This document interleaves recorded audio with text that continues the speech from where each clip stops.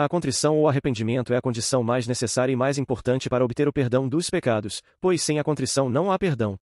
Pode dar-se o caso de que a acusação dos pecados a um sacerdote se torne impossível por falta de sacerdote, ou por ter o moribundo perdido a fala, etc. Porém, a contrição não se pode dispensar. Há muitos que aplicam o máximo cuidado no exame de consciência, achando mau o tempo para arrepender-se bem dos pecados. Não te contentes, pois, em fazer precipitadamente pela boca alguns atos de contrição, mas procura compenetrar o teu coração de uma verdadeira compunção e dor, de uma detestação e de um aborrecimento sincero das culpas cometidas, junto com o propósito de emenda. Não é necessário exprimir com lágrimas e outros sinais sensíveis a dor dos pecados. É uma prova de arrependimento sincero termos a vontade firme de nos emendar, de evitar as ocasiões próximas do pecado e de empregar os meios necessários de nos emendar. Para fazer uma boa confissão é necessário arrepender-se ao menos de todos os pecados mortais e ter a vontade firme de deixá-los no futuro. A respeito dos pecados veniais, notar que, embora não tenhamos a obrigação de confessá-los, é contudo necessário nos arrependermos daqueles que se apresentam ao tribunal da penitência, pois confessar os pecados veniais, sem propósito de emenda, é ridicularizar, desprezar o sacramento da penitência. Se somente tivermos de acusar pecados veniais, convém incluir um pecado da vida passada, mais grave e de que estamos mais arrependidos, para assim não corrermos perigo de confessar-nos invalidamente por falta de verdadeira contrição. A fim de nos arrependermos bem, é necessário nos propormos os motivos de contrição que a fé nos ensina. Estes podem proceder do temor ou do amor de Deus, daquele, e se nos arrependermos por ter perdido o céu e merecido os castigos do inferno e do purgatório. Procedem do amor de Deus, se principalmente nos arrependermos por ter ofendido a Deus, que é o nosso maior benfeitor e melhor Pai, o nosso amantíssimo Salvador, nosso Criador e Senhor, nosso sumo e amantíssimo bem. A contrição, excitada pelo temor de Deus, chama-se imperfeita, e é suficiente para fazer uma confissão válida. A contrição excitada pelo amor de Deus chama-se perfeita, seu efeito é justificar o pecador, ainda antes de receber o sacramento da penitência, contanto que tenha sincero desejo de se confessar. Apesar de ser suficiente a contrição imperfeita, procuremos sempre ter uma contrição perfeita. Intimamente unido com a sincera dor dos pecados é o bom propósito, ou a vontade firme e séria de emendar-se de não pecar mais, isto é, de evitar pelo menos todos os pecados mortais e a ocasião próxima do pecado, de prestar a satisfação devida, como são, o fiel cumprimento da penitência que o sacerdote nos há de impor, a obrigação de indenizar o próximo por tudo o que, por nossa causa, perdeu, e, afinal, empregar os meios necessários de emenda. Tais quais são a vigilância sobre nós mesmos, a frequência dos sacramentos, a oração e, em geral, o fiel cumprimento dos deveres de cristão. Muito convém também pôr em prática os conselhos e instruções do confessor, o qual, como ministro de Deus e médico das almas, bem saberá indicar o remédio conveniente para a salvação das mesmas. Meditação e as 4 considerações. Para nos arrependermos bem dos pecados cometidos, façamos devotamente 4 considerações, segundo as fez São Carlos Borromeu, bispo de Milão. Primeira consideração, o túmulo. Transporta-te em espírito à beira de um túmulo. Imagina-te uma cova. Que é que lá verias? Um cadáver apodrecido, roído por milhares de bichos, tão feio, espalhando cheiro, tão desagradável, que te custaria suportar tal presença. Eis aqui o homem, rei da terra, a criatura mais formosa e mais nobre deste mundo, um montão de ossos, uma comida de vermes. E que foi que o reduziu a estado tão horrível? Foi a morte. E quem veio introduzir a morte neste mundo? O pecado. Adão e Eva comeram o fruto proibido, desobedeceram a Deus e foram condenados à morte, e com eles, todo o gênero humano. Eis a consequência de um só pecado mortal. É o pecado que transforma o corpo humano, obra tão esplêndida e artificiosa da onipotência divina, num monturo de podridão. Foi um único pecado mortal que, num momento, transformou os anjos mais formosos no estado mais feio e mais abominável que há, e em demônios. Que grande mal, pois, deve ser o pecado mortal. Sim, muito mais feio e mais horrível do que um cadáver reduzido à podridão. Contam que, na antiguidade, um tirano, para atormentar o seu inimigo do modo mais cruel possível, mandou-o ligar vivo a um cadáver.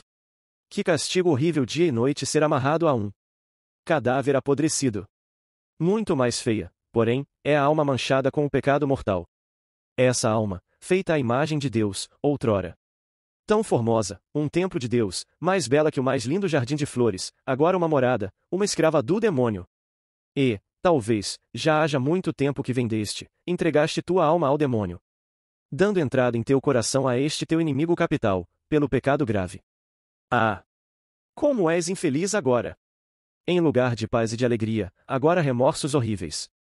Não permitais, meu Deus, que mais uma vez entregue minha alma imortal ao demônio, dando a meu corpo um prazer proibido, satisfazendo os desejos da carne, que sempre se revolta contra o meu espírito, desta carne que um dia vai ser reduzida a pó e cinza, a uma comida de bichos. Fazei que vença as minhas mais inclinações, principalmente esta, a fim de que um dia meu corpo ressuscite glorioso, para participar da glória celeste. Segunda consideração, e o céu. Ergue teu espírito ao céu. Imagina a coisa mais bela, mais sublime que há neste mundo. Talvez um mimoso jardim no brilho das mais belas flores, ou uma cidade, segundo a descreve São João no seu Apocalipse, uma cidade com ruas de ouro puro, com portas de pérolas brilhantes, com muros de pedras preciosas. Tudo isso, comparado ao céu, não é mais nada do que a fraca luz de uma pequena lâmpada, em comparação ao sol radioso. Imagina um homem, a quem foi concedido gozar, talvez uma vida inteira, todas as alegrias e prazeres que desde Adão pôde experimentar um pobre mortal. Todos esses gozos e deleites, comparados à glória do céu, são como uma gota d'água em comparação ao oceano imenso. E este lugar de delícias era destinado para ti, mas, pelo pecado mortal, perdeste o direito de entrar naquela mansão celeste. Um único pecado mortal e perdido está o céu com suas delícias. Oh meu Deus, que coisa horrível deve ser o pecado mortal, que nos priva de um bem tão grande e sublime. E tu o soubeste, minha alma, e, apesar disto, cometeste o pecado mortal, renunciaste à tua eterna salvação no céu, talvez por algum dinheiro, que tiraste, talvez por outras tantas injustiças que cometeste contra o próximo, talvez por um prazer ilícito, por um pecado desonesto. Ah, que loucura, perder sua eterna felicidade por um momento de prazeres proibidos, trocar o céu por algumas moedas, um punhado, de bens e riquezas passageiras. Porventura queres de novo perder o céu, cometendo um pecado mortal? Transporta o teu espírito mais uma vez àquela região celeste e contempla o Senhor do céu sentado no seu trono cercado de majestade tremenda, de glória indizível. Imagina os milhares e milhares de espíritos angélicos, trêmulos, prostrados diante do trono de Deus que, com as faces veladas e cheios de respeito e santa reverência cantam incessantemente ó Santo, Santo, Santo. Eis, como o céu e a terra se dobram diante da majestade divina e como tudo obedece à santíssima vontade de Deus. E tu, criatura tão vil e miserável, te atreveste a negar obediência a este Deus tão santo, tão forte, tão poderoso e, ao mesmo tempo, tão bondoso calcando aos pés a sua lei, transgredindo os seus mandamentos, provocando e desprezando a sua justa ira, afligindo amargamente o seu coração paterno, que tanto te ama e te encheu de tantos benefícios. Prostra-te de joelhos na santíssima presença de Deus, e do fundo de teu coração, dize-lhe, ó Deus de santidade e de misericórdia infinita, diante de quem o céu e a terra se inclinam, detesto agora sinceramente todos os pecados, com que na minha maldade ofendi a vossa divina majestade, desprezando a bondade do melhor dos pais. Ah, lançai um olhar de compaixão sobre mim, vosso filho ingrato, pois prometo ser agora e sempre um filho obediente, e não tornar a ofender-vos pelo pecado mortal. Terceira consideração, e o inferno. Desce em espírito ao inferno e contempla os tormentos horríveis, que lá sofrem os condenados. Queimar um pouco o dedo já causa uma grande dor, por nada deste mundo deixarias, por uma hora inteira, no fogo. Os condenados, porém, sofrem num fogo muito mais ardente do que o nosso, tormentos horríveis. Imagina um rico avarento sepultado e enterrado no meio das chamas, e nenhuma gota d'água lhe é concedida para refrescar a sua língua. E quanto tempo são atormentados os condenados? Talvez um dia, um ano, ou um século, isto não seria nada. Judas lá está no inferno há quase 2000 anos sem um sossego ou descanso e sofrerá mais do que estes 2000, nunca será um pouco aliviado, jamais virá o fim de tantos tormentos e dores, pois as penas são eternas, nunca terão fim. Os condenados são sempre atormentados por dois pensamentos, nunca e há sempre. Nunca sair, sempre ficar na companhia das criaturas mais perversas e desgraçadas. Agora, pergunta-te, minha alma, qual a causa de tormentos tão horríveis? É o pecado mortal. E basta um só pecado mortal para te fazer merecedor de tais castigos da justiça divina. Se o bom Deus, o Deus de misericórdia, que não quer a morte do pecador, mas sim que se converta e viva, se ele castiga tão severamente o pecado, por acaso não deves estremecer e temer de tornar a ofender pelo pecado mortal este juiz tremendo e severo? Ah, promete agora emendar-te. Ainda há tempo. Sim, meu Deus, antes morrer, que vos ofender pelo pecado mortal. Dai-me força para evitá-lo, principalmente este. Aqui diga o pecado a que te vês mais inclinado. Quarta consideração, o Calvário. Transporta teu espírito ao Calvário e contempla a Jesus crucificado. As dores que teu Salvador sofre são tão horríveis que te deviam mover a compaixão mesmo se fosse o teu inimigo mortal, que lá padecesse. Mas é teu Salvador.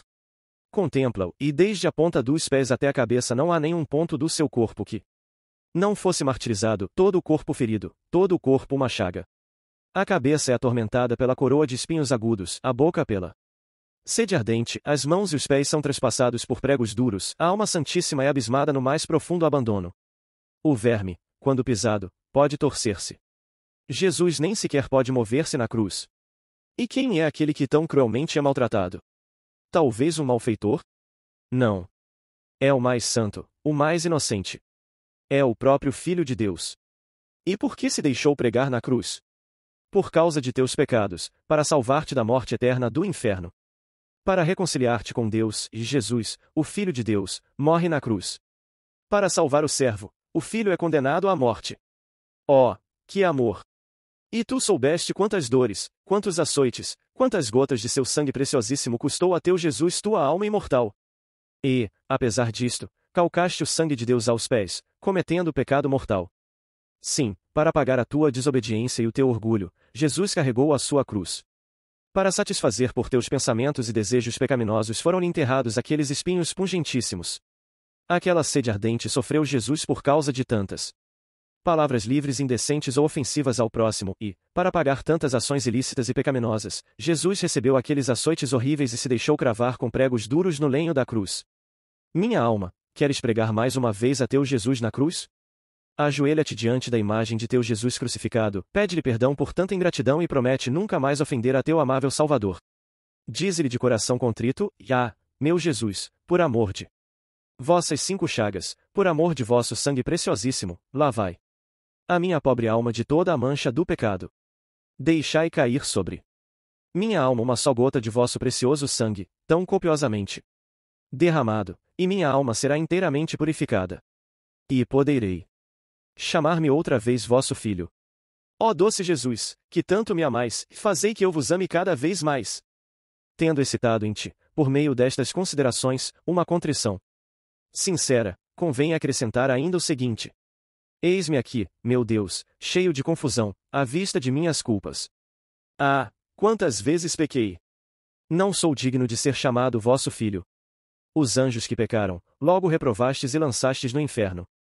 Adão e Eva, logo depois de terem comido o fruto proibido, foram expulsos do paraíso. Mas a mim ainda me suportastes. Muitos homens lançastes no inferno ou os condenastes a sofrer as penas horríveis do purgatório porque vos ofenderam. Mas a mim ainda me poupastes. Quanta gratidão vos devia por tanta bondade, e quão ingrato fui para convosco, meu Pai misericordioso. Esqueci-me de tantos benefícios que me fizestes. Vós me criastes para o céu, mas eu nada fiz para alcançá-lo. Vosso Filho unigênito me remiu por sua dolorosa paixão e morte na cruz, derramando, por amor de mim, todo o seu sangue. Mas eu, em vez de mostrar gratidão a tanto amor, renovei a sua paixão com os meus pecados. Ó meu Deus, perdoai-me. Sei que fiz mal, pesa-me de não vos ter amado, mas sim desprezado e ofendido. Sim, meu Deus. Envergonho-me e arrependo-me agora, do fundo de meu coração, de todos os meus pecados, e proponho firmemente não tornar a ofender-vos.